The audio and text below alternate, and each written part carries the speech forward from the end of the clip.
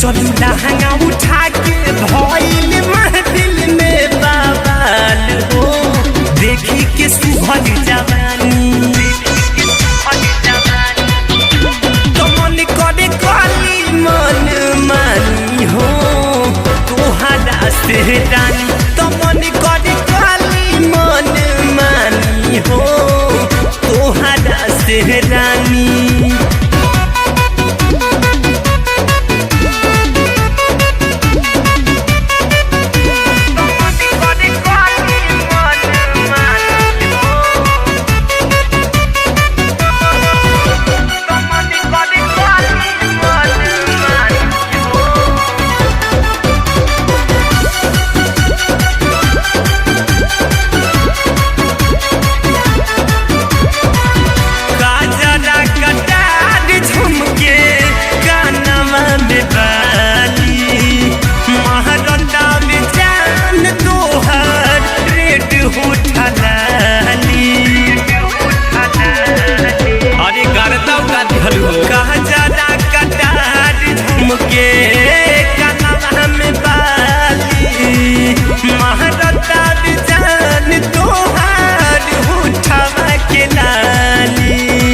चमके मोहतनिया जैसे सोनावा के पानी हो शोभे कमर कर धानी।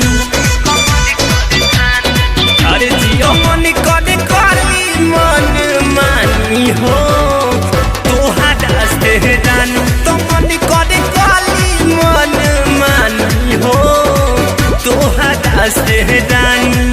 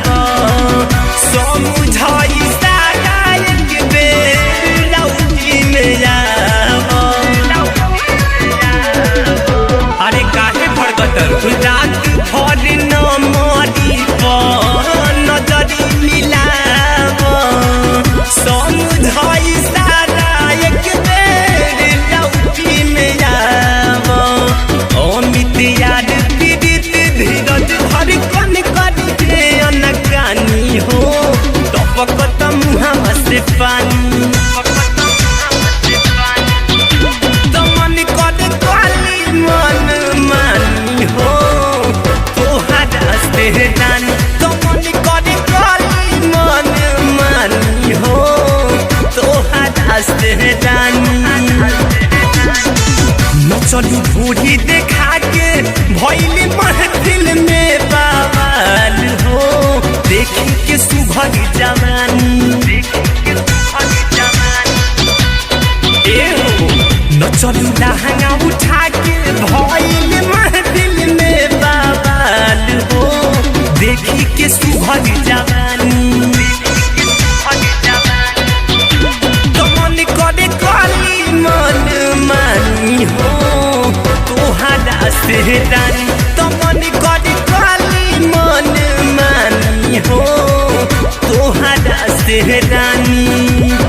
Capital Recording Studio, Rajendra College More, Chhapra.